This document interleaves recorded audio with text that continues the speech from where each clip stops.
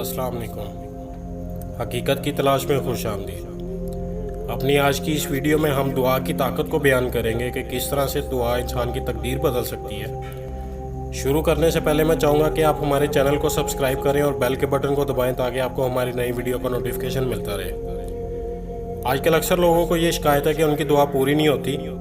अक्सर लोग ये कहते हैं कि उनकी दुआओं में असर नहीं। अक्सर लोग ये भी कहते हैं कि अल्लाह ताला उनकी दुआ को नहीं सुनता, इसलिए वो दुआ नहीं मांगते। नाउज़ुबिल्लाह। तारीख़ की किताबों में एक ऐसे ताजर का जिक्र आता है जो तिजारत की गर्ज से मुख्तलिफ शहरों में जाया करता था। वो कहता है, एक बार मैं तिजारत की गर्ज से जा रहा था कि सुनसान रास्ते में मुझे एक डाकू ने रोक लिया। मैं उस वक्त अकेला था और आसपास कोई नहीं था। वो शख्स कहता है, उस डाकू ने तलवार मेरी गर्दन पर रखी और कहने लगा, मैं तुम्हें कत्ल कर दूंगा और तुम्हारा सारा माल भी ले जाऊंगा। वो शख्स डाकू से कहने लगा, तुम मेरा सारा सामान ले लो लेकिन मुझे कत्ल ना करो। डाकू ने कहा, नहीं, मैं तुम्हें कत्ल भी करूंगा और तुम्हारा माल भी ले लूंगा। जब वो शख्स समझ गया कि ये डाकू मेरी जान लेकर ही छोड़ेगा तो उसने कहा, ठीक है।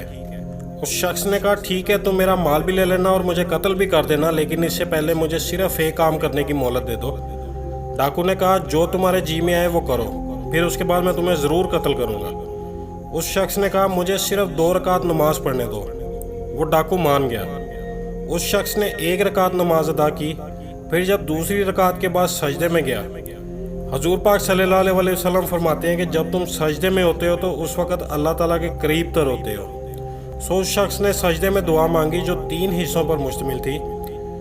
उस शख्स ने दुआ में कहा, ए अल्लाह, मैं तुझे तेरे नूर का वास्ता देता हूँ जिस नूर ने तेरे तख्त को भर रखा है। फिर उसने अल्लाह ताला के नामों से पुकारना शुरू कर दिया और आखिर में कहा, या अल्लाह, तू ही मुश्किल में दुआओं को सुनने वाला है।